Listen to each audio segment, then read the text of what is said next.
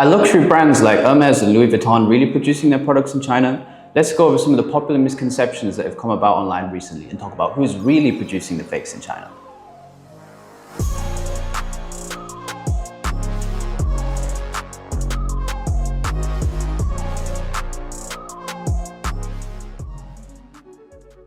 Recently, we had a bunch of people on Instagram in China telling people that many of these high-end products were actually just made in China and that you could easily purchase them direct from the factory. It's simply not true. Let's talk about one of the first claims that I actually saw, which blew up a few weeks ago. This particular trader, which I'm going to show now, was claiming the Cartier love bracelets were actually made in Shuibei in Shenzhen, which Shuibei, for anyone that doesn't know, is actually just a large shopping mall full of traders that are trading jewelry. Lots of it is really good quality, but actually, I mean, it's just a mall. It's simply not true that Cartier love bracelets are made here. The Cartier love bracelets are actually made in Europe, which explains why they're so expensive. And to be honest, if Chinese traders, which some of them do in Shuibei, they do have some really good high-end fakes, if that's what you're looking for. But I think people need to be open and honest and say that what these traders online on Instagram are actually offering is just high-end fakes. Sometimes they're not even high-end. You have no idea what you will get at the end of the day. Now, of course, we know many brands are producing their items in China. Many clothes, many electronics. After all, they're in our homes, they're in our malls. It's no secret, but how do we actually attach a certain factory to a certain item or a certain brand? You can go to importyeti.com, which actually tracks all the export data, or depending on which subscription you have, it's going to track a lot of the data and you can point it to certain factories. So let's take Lululemon, for example. I think everyone should know Lululemon.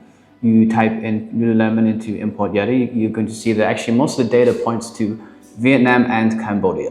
Scroll down a little bit further and you're going to see some Chinese suppliers. For example, here we have Far Eastern Apparel, which is in Suzhou.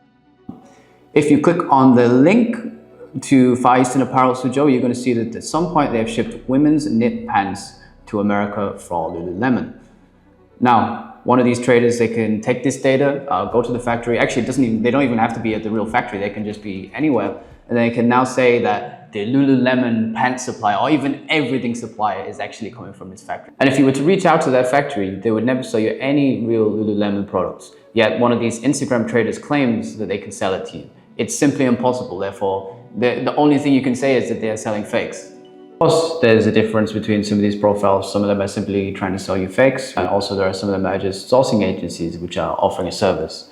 But as I just broke down, like by using Import Yeti, or actually there are a few other sources, this kind of information is not that secretive, but it gets a lot of views on Instagram, and it's really great for growing their business. Now, the export data doesn't actually tell you everything. Yes, it maybe says that a few hundred shipments actually came from a certain factory, but it could be a sample, it could be a small production run, it could be anything. So you cannot guarantee that one specific product was actually made by this factory, unless for some strange reason, which they would never do, the supplier would never tell you which product they actually made for a brand like Lululemon. This kind of industry is extremely secretive, and the legality of producing real items or anything in China is actually way stricter than people seem to believe online. So my point is that some of the information out there is at least partially true. Some of the factories may have produced for these brands before, but there's no guarantee if it's a current run, if it's a current model, exactly what they have produced. And at the same time, while there's some good information, there's also some bad information. For example, the Cartier bracelets, it's simply not true that they're produced in Shenzhen. You cannot buy high-end items or really any items directly from the factory, as the factories would lose their brand deals and they would be sued and that factory would not last very long.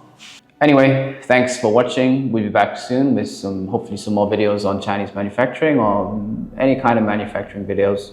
If you have any questions, please drop it in the comments. I'll be happy to help you out.